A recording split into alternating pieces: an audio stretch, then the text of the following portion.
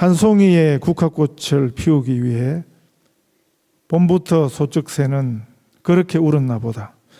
한 송이의 국화꽃을 피우기 위해 천둥은 먹구름 속에서 또 그렇게 울었나 보다.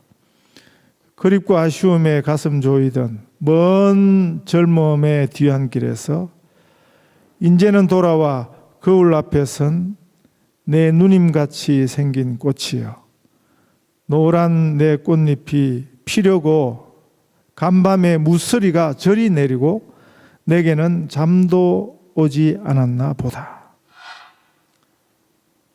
서정주 시인의 국화 옆에 사는 시입니다. 국화시의 그 결실은 국화꽃입니다. 그 결실이 그렇게 어렵다 하는 의미가 이 시에 담겨 있는 것 같습니다. 제 주변에 그 식물, 채소 재배에 있어서 아주 탁월한 목사님 한 분 계시거든요. 저희가 호주 와서 살면서 직접 재배한 채소를 아마 제일 많이 얻어먹은 그분, 바로 이분이신데, 그전에는 하우스를 사실 때 뭐 재배 면적이 넓지 않습니다. 1.5m, 1.5m 가로 세로.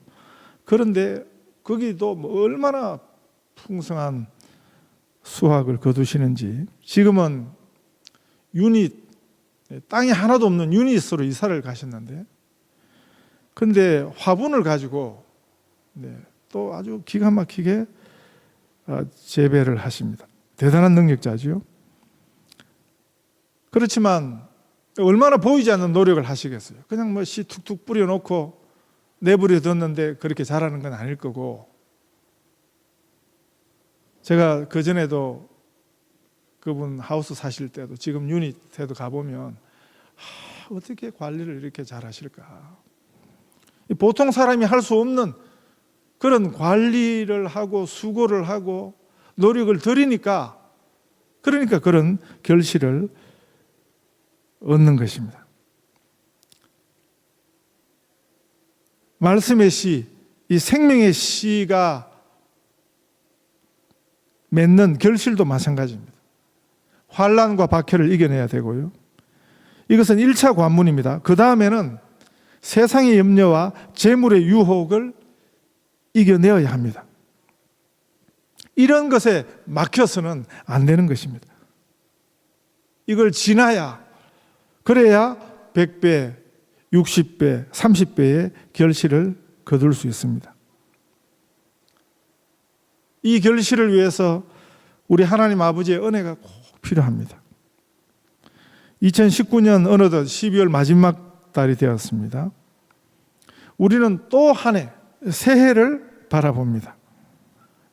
내일 아마 새해 달력이, 지금 한국에 주문한 우리 교회 새해 달력이 배로 도착한다 하는 문자가 왔습니다.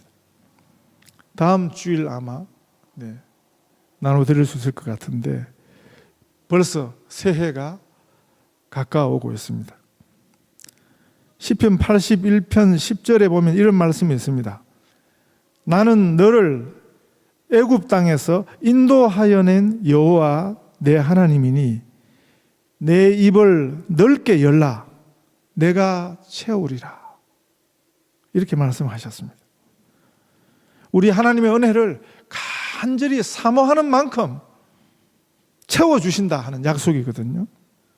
이 은혜를 꼭 만나시는 이 12월 또 새해가 되시기를 축복합니다. 우리 마음밭에 떨어지는 말씀의 씨는 우리 하나님 나라로의 초청입니다. 우리가 사는 이 세상에서 예수님의 세상 안으로 들어오라 하시는 부르심입니다. 그래서 하나님 자녀의 삶을 실제로 살아라 하는 이 초청이 계속되는 것입니다. 이 하나님의 말씀은 반드시 결실합니다. 하나님의 말씀은 살았습니다. 이 말씀은 역사하고 결실을 반드시 하는 것입니다. 이 말씀은 듣고 깨달아야 합니다.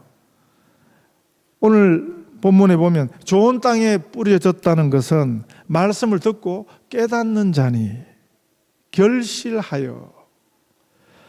진정한 들음은 깨달음으로 듣는 것입니다. 귀로 듣기만 하는 것, 이것만으로는 부족합니다.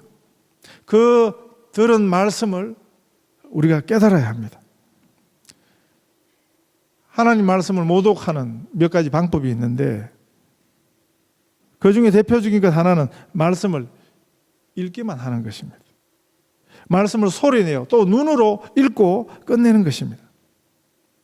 하나님 말씀을 우리 삶에서 만나야 하는데 그래서 그 말씀이 우리를 변화시키는데 그 말씀에 우리 자신을 들여서 순종해야 되는데 그러려면 이 말씀을 우리 마음에 받아들여야 하는 것입니다. 이게 듣는 것입니다. 귀로 듣는 것, 그게 듣는 것이 아니고 우리 마음을 열고 우리 삶에서 하나님 말씀을 받아들이는 것, 초청하는 것, 이게 진짜 듣는 것입니다. No Bible, no breakfast. 성경을 읽지 않으면 아침 없다 하는 말인데요. 제가 찾아보니까 사실은 중국의 어느 크리스찬 가정에서 처음 더 일찍 했던 말인데 이걸 이제 한국 교회 한 유명한 가정사역 그 당시에 아주 전국구 강사가 그 목사 사모님이 아주 유명한 분인데 그 가정에서 그 아이들을 가르치던 꽤 유명한 말입니다. 말 그대로 그 집에서는 성경을 읽지 않으면 아이들 아침을 굶겼습니다. 그만큼 그 자녀들에게 성경 읽기를 철저히 했다 하는 그런 의미인데요. 마침 제 친구가, 대학 친구가 그 교회 주일학교 전도사로 갔습니다. 제가 궁금하니까 물어봤습니다. 친구한테. 야, 목사님네 아이들 어때? 매일 성경을 안 읽으면 밥을 안 주는데 그렇게 성경 열심히 읽는 아이들이 어때? 그렇게 물어보니까 고개를 짤짤 흔들더라고요. 매일 성경을 자기가 그 아이들을 교회에서 겪어보니까 매일 성경을 읽는 아이들하고 그렇지 않은 아이들하고 하나도 차이가 없더라. 이제 뭐 한참 세월이 흘렀으니까 지금은 어떤지 모르겠습니다. 이런 황당한 일들이 참 많습니다. 매일 하루에 4시간, 5시간 이상씩 성경을 읽는다는데 그런데 돈을 엄청 밝혀요. 둘 중에 하나인데 진짜 나쁜 놈이든지 그렇게 성경을 읽어도 하나도 변하지 않는 아니면 진짜 성경을 그냥 읽기만 하는 거죠. 제대로 성경을 읽어서 그 말씀을 그 삶에서 만나는 게 아니라요. 마치 돌을 닦듯이 성경을 읽기만 하는 것입니다. 예수님 가르침에 의하면 재물의 유혹에 막히면 그건 말씀이 제대로 역사한 게 아니라는 예수님의 가르침입니다. 같은 기독교 신앙이라도 신앙의 컬러, 색깔이 다릅니다. 우리가 기독교인이면 되는 게 아니라 신앙의 컬러가 비슷해야 돼요. 그러면 굉장히 불편해요. 그럼 굉장히 어색해요. 여러분이 잘 알든 모르든 이미 우리 교회 신앙의 컬러가 있습니다. 이게 비슷해야 견디는 거지. 이게 너무 다르면 같은 교회에서도 같은 예배에 참석해도 나하고 신앙의 컬러가 너무 맞지 않으면 이거 참 불편해요. 힘들어요. 예를 들면 순복음식, 오순절식 신앙하고 우리 장로교 신앙은 컬러가 굉장히 다릅니다. 굉장히 차이가 많습니다. 장로교 신앙보다도 더 순복음에 멀리 있는 신앙이 청교도 신앙입니다. 퓨리탄 들어보셨죠? 영국 국교회에서 쫓겨가지고 신앙의 자유를 찾아가지고 그 순수한 신앙의 한 대표, 그게 퓨리탄입니다. 청교도입니다. 미국을 잇게 한. 지금 뭐 미국 교회 엄청 타락했거든요. 그러나 최초의 영국에서 박해를 피했던 그 청교도 신앙은 우리 장로교보다 더해요. 순복음식하고 청교도 신앙은 정말 어떤 의미에서 극과 극입니다. 굉장히 순복음적인 목사가 어느 날 갑자기 방학 지나고 나니까 사람이 확 바뀌었어요. 청교도 신앙의 신봉자가 된 것입니다. 그러니까 설교도 바뀌고 기도하는 내용도 스타일도 바뀌었습니다. 뭐 순복음 관련 무슨 신앙 서적 이런 거는 이제 거들떠 보지도 않고 오로지 그냥 청교도 서적, 청교도 신학자들이 내놓은 그런 책들만 읽고 이 바뀌어도 너무 바뀐 거죠. 굉장한 변화가 찾아온 것입니다. 그 전에 그 목사가 맞는가 할 정도로 그렇게 큰 변화였습니다. 그런데 굉장히 많이 바뀌었지만 그 전하고 하나도 안 바뀐 게 있었습니다. 돈 좋아하는 거예요. 돈에 그렇게 집착하고 악착같고 돈에 관한 태도는 하나도 안 바뀌었습니다. 그러면서 청교도를 이야기하니까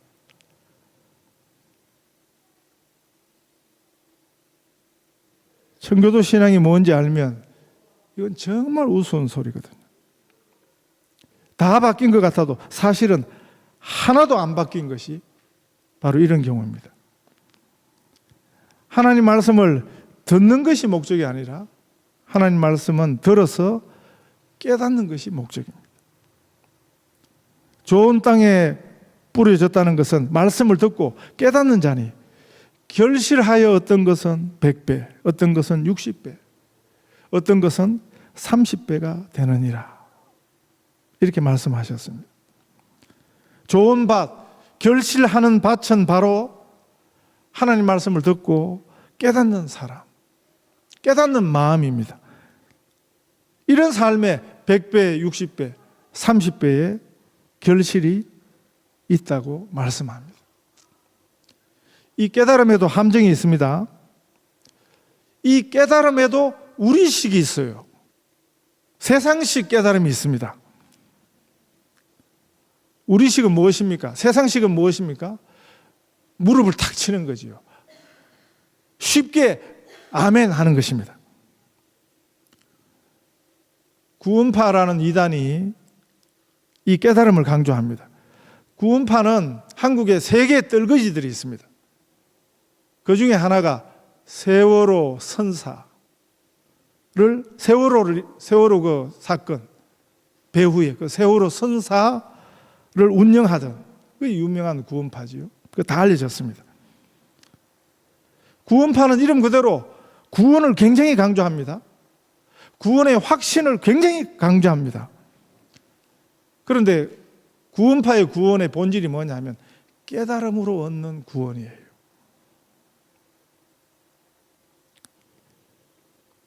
이건 우리식입니다. 이 세상식 구원이 아주 전형 대표입니다.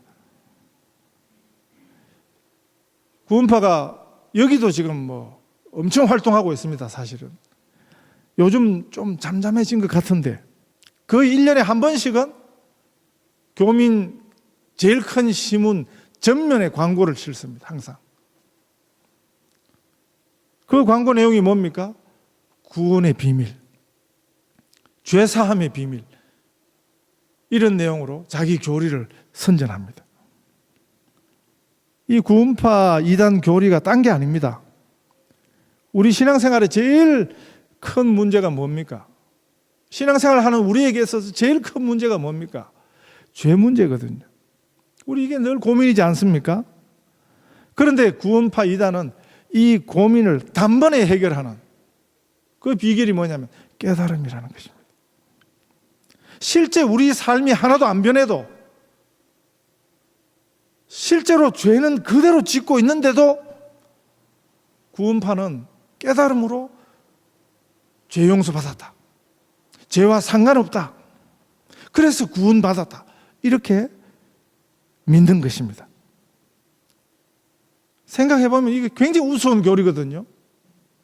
아니, 진짜 죄 문제를 해결해야지 그 죄를 죄 아니라고 생각하는 깨달음, 이거 사기입니다, 여러분. 이거 복음이 아닙니다. 이런 데 속아서 안 되는 것입니다. 그래서 구원파에서는 우리 예수님 가르쳐 주신 기도를 우리처럼 하지 않습니다. 이미 죄 용서를 다 받았다고 깨달음으로 그렇게 간주하고, 이미 구원 얻었다 하는 깨달음으로 그 구원을 확신하니까 예수님 이렇게 기도하라고 가르쳐 주셨어요.